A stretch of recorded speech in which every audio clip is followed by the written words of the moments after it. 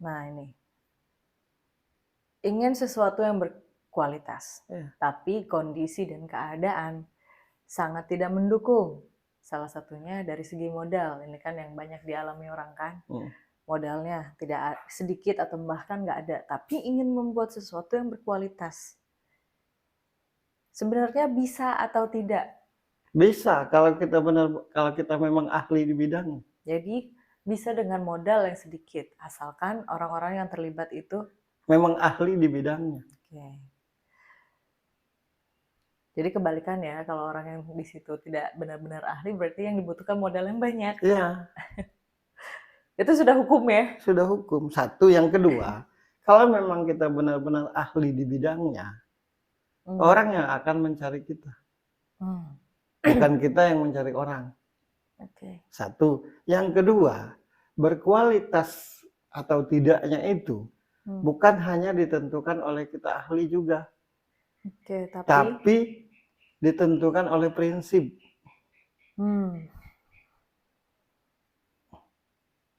Aku punya kemampuan dan aku ahli di bidangku. Makanya aku selalu bilang kalau tidak percaya berhadapan langsung dengan aku. Karena aku ngerti dan paham dengan keahlianku, makanya aku tidak mau diatur-atur oleh orang yang punya duit, tapi menurutku dia bodoh. Hanya punya duit. Kebetulan. Ya, tapi dia bodoh. Nah kadang-kadang kita aneh karena duit jadi murah.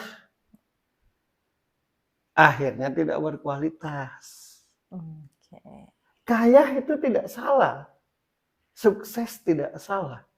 Terkenal pun tidak salah. Terkenal di satu dunia pun itu tidak salah. Di bidang apapun. Tapi terkenallah dengan kualitas diri.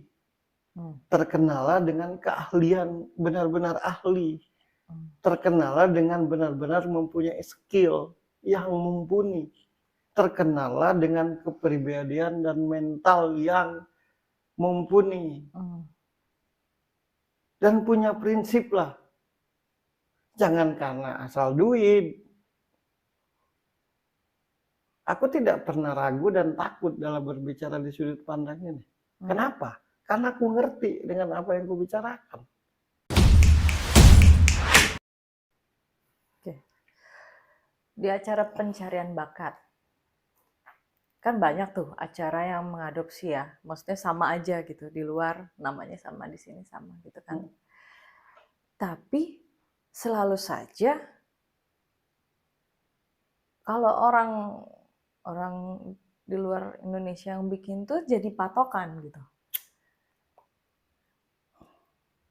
Nah, apa yang akhirnya selalu acara atau apapun yang bikin orang luar itu malah jadi patokan? Kenapa nggak bisa kita sih gitu?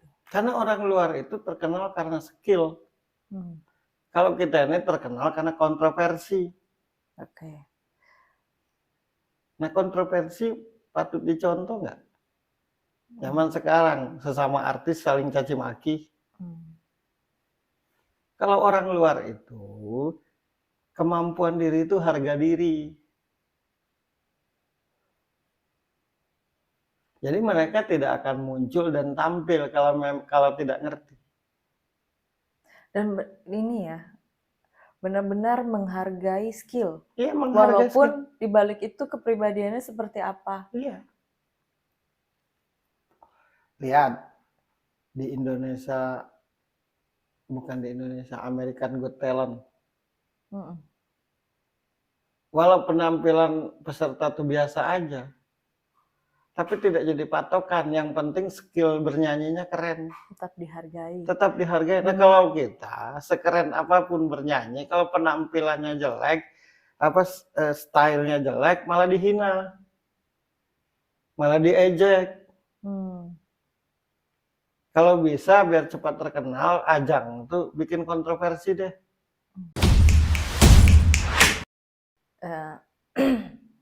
Ini juga dari cara menilai peserta.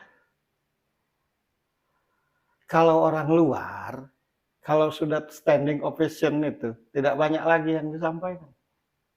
Nah, kalau kita sudah berdiri, tapi tetap dikritik. Ada kekurangan. Kalau bule itu enggak.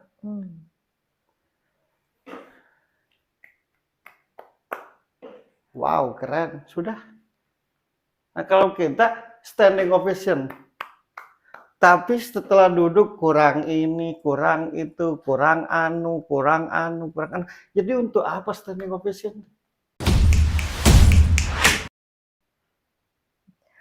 Nah, ini juga yang jadi jauh berbeda antara acara ajang pencarian bakat dulu di Indonesia sama sekarang.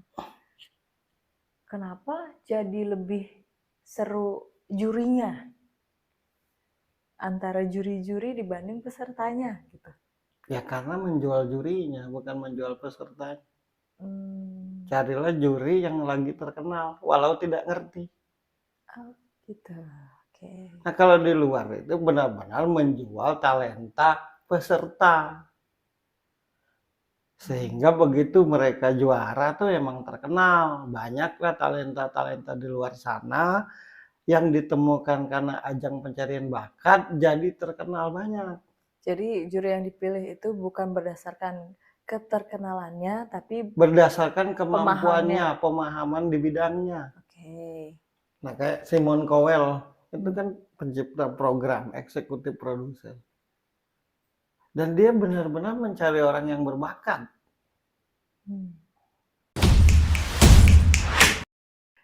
Ada ini nggak? Ada skill tersendiri nggak sih sebenarnya ketika orang itu memahami kalau orang ini berbakat?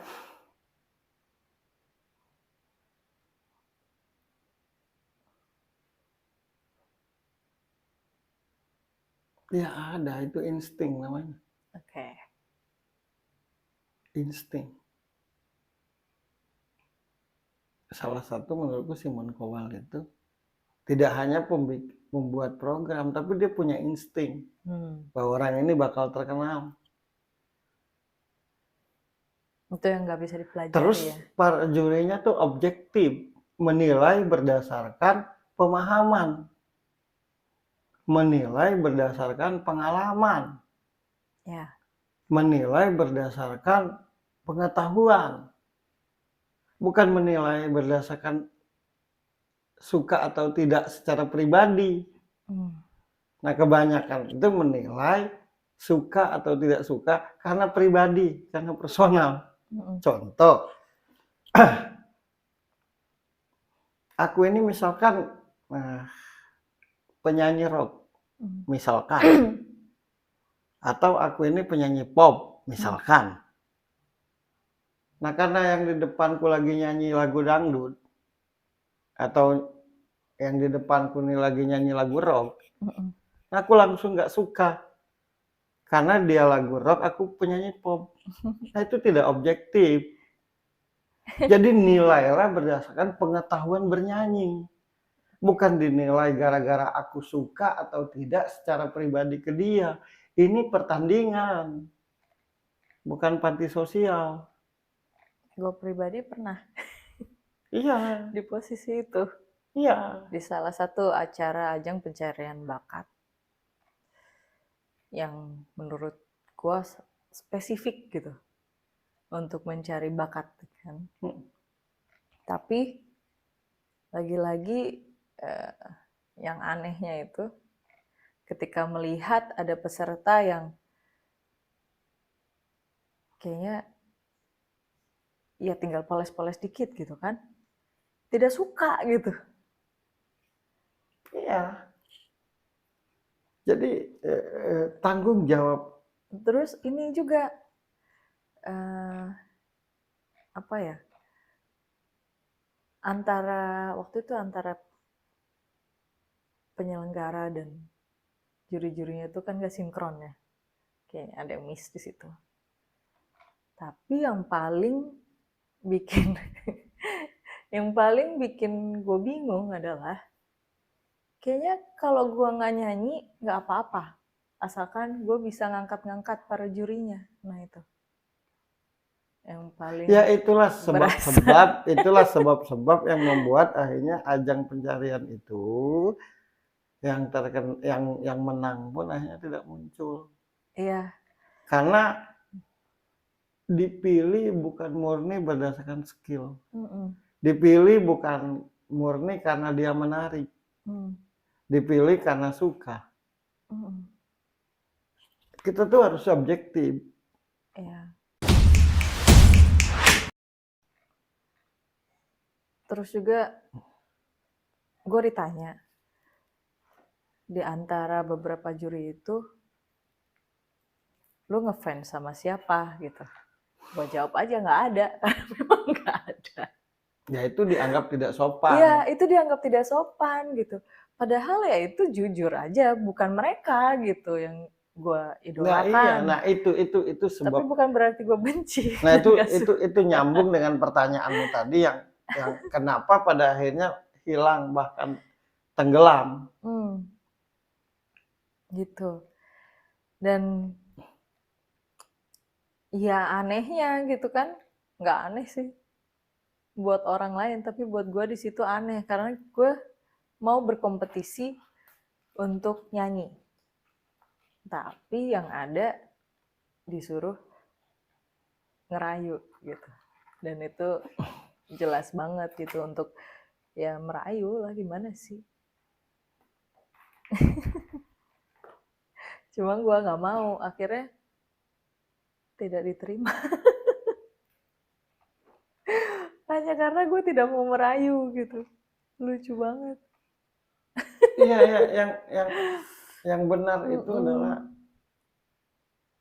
siapapun yang terlibat di dalam ajang itu ya harus benar-benar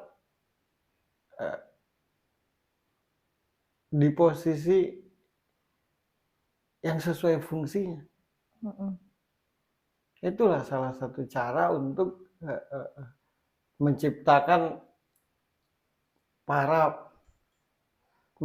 pembakat yang keren gitu. Nah kadang-kadang kita tuh lebih kepada personal. Betul sekali. Betul. Nah yang gue rasain tuh satu, apa nggak ada malu ya? Nah itu yang gue maksud, harga diri dan rasa malu. Ya, bukan masalah kalah atau menang. Bukan. Gue di situ sebagai peserta yang ikut. Tapi kan itu skill, ya, bertanding skill. Dan kalaupun kalah gitu, harapan gue tetap gue tuh dapat bekal ilmu. Tidak hanya kalah selesai kan? Iya.